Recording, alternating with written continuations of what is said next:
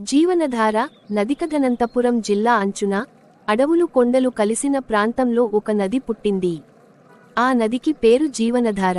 పెద్ద కొండల మధ్య చిన్న చుక్కలా పుట్టిన ఆ నీరు మొదట ఎవరికీ కనిపించదు. రాయి మీద రాయి దాటి ఆకుల మధ్య జారుతూ నెమ్మదిగా ఒక చిన్న వాగుగా మారింది. అడవిలోని జంతువులు దాని దగ్గరకు వచ్చి నీరు తాగేవి. పక్షులు ఆ వాగు పక్కన కూర్చొని పాటలు పాడేవి. జీవనధారకు అప్పుడే ఒక కోరిక పుట్టింది.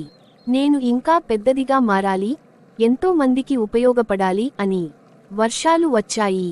వాన చినుకులు జీవనధారను మరింత బలంగా చేశాయి. చిన్న వాగు నెమ్మదిగా పెద్ద నదిగా మారింది.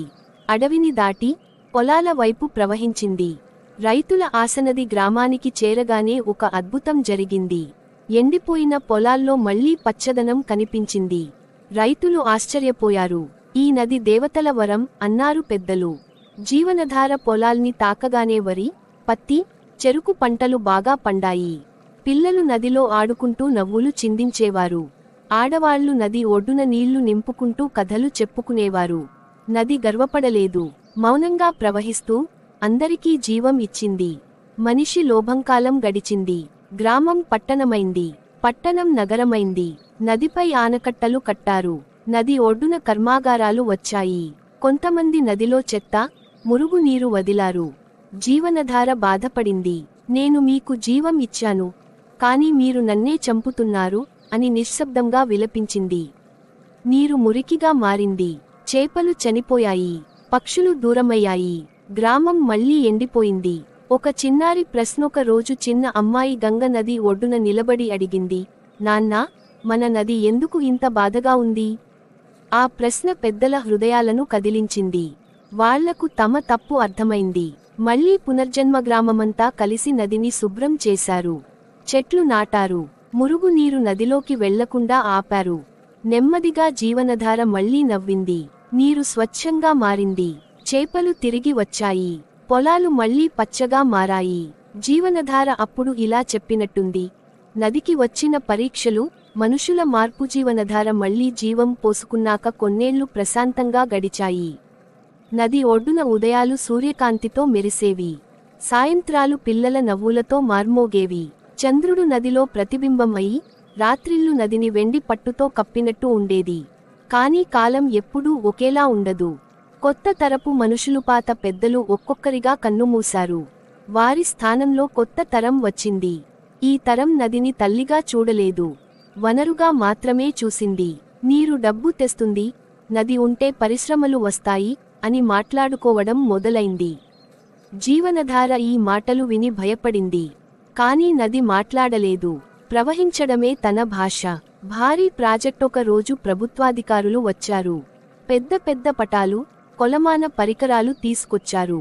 ఇక్కడ ఒక భారీ పరిశ్రమ కడతాం, ఈ నది నీటితో లక్షల మందికి ఉద్యోగాలు వస్తాయి అని చెప్పారు.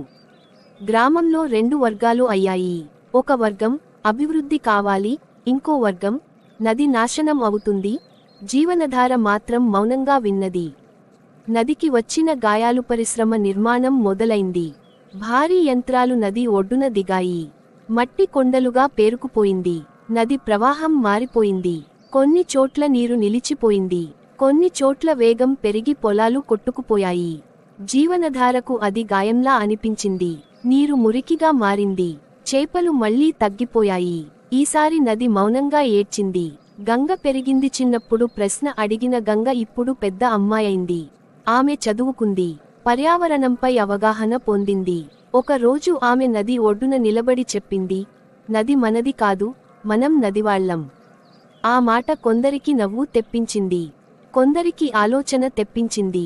పెద్ద పోరాటంగా తనతో పాటు యువతను కూడగట్టింది. నది కోసం ఒక ఉద్యమం మొదలైంది. నది శుభ్రత కార్యక్రమాలు, చెట్ల నాటకం, ప్రజలకు అవగాహన సభలు. గ్రామం మళ్లీ కదిలింది. పరిశ్రమ యాజమాన్యం కోపపడింది. ఇది అభివృద్ధికి అడ్డం అన్నారు. కానీ గంగ భయపడలేదు. నది లేకపోతే అభివృద్ధి ఎవరికీ ఉపయోగం లేదు అని నిలబడ్డింది. నది మాట వినిపించిన రోజు భారీ వర్షాలు వచ్చాయి. నది అడ్డంకులు తట్టుకోలేక ఉప్పొంగింది. నీరు పరిశ్రమలోకి ప్రవేశించింది. యంత్రాలు నిలిచిపోయాయి.